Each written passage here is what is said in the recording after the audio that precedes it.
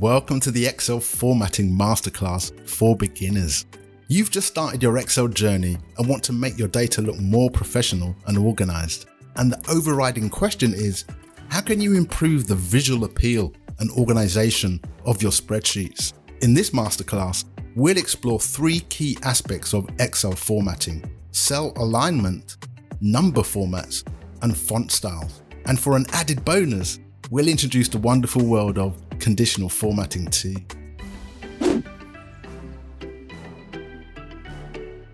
Let's start with cell alignment and how it can improve the readability of our data. Proper cell alignment is essential for organizing data effectively.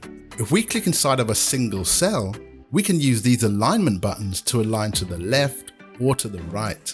And this button in the middle will align the text in the center. Now, if we want everything in this row and everything in this row to be centered, we can select both rows before we click the center button.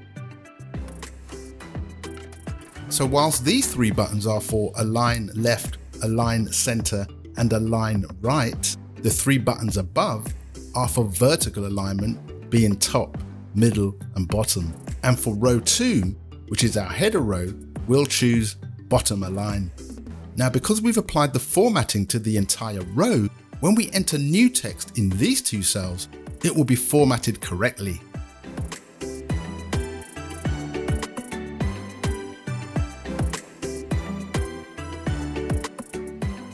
With row number 1 and all of the data rows, we want the data to be aligned vertically in the middle of the cell. We can select this row, hold down the Control key, and drag across all the other rows, avoiding row 2.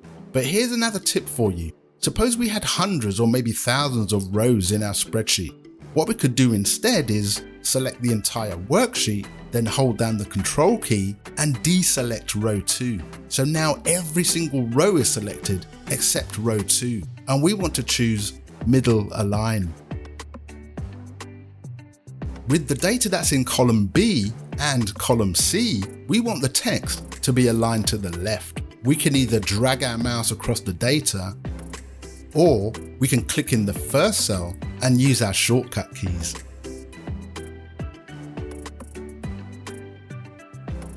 The data in these three columns, we want to align it to the right.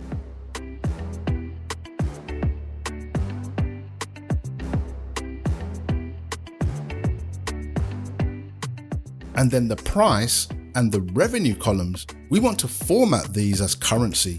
Select the data in the first column, hold down the Control key, select the data in the second column, and choose currency from this drop down here. And by default, the currency format will give us the pound symbol and 2 decimal places. We can add or remove the decimal places by using these two buttons over here.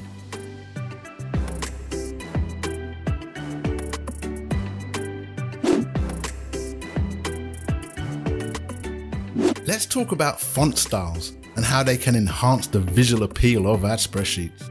In this scenario, we just want to make the headings stand out. For this first cell, a really quick way to change the way it looks is to choose from one of these styles over here. We also need our header row to stand out a bit more. Perhaps we want to choose a completely new font. When we hover over a font, the data will show a preview of how the new font will look.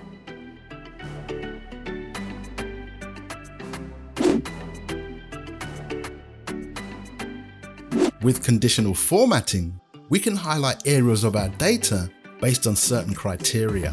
Suppose we want to highlight the entire row where the number of units sold is greater than 50 units. First, we need to select the entire data set. Under conditional formatting, create a new rule, and we need to use a formula to determine which cells will be highlighted. Let's choose a background fill color.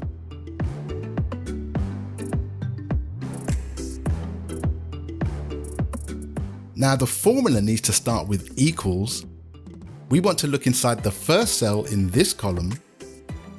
By removing the second $sign, it allows the formula to work its way down this column. And we want to know if this cell is greater than 50. Now, because we've highlighted the entire table, this means that each time the value in column E is greater than 50, that entire row will be highlighted. And when we click OK, boom,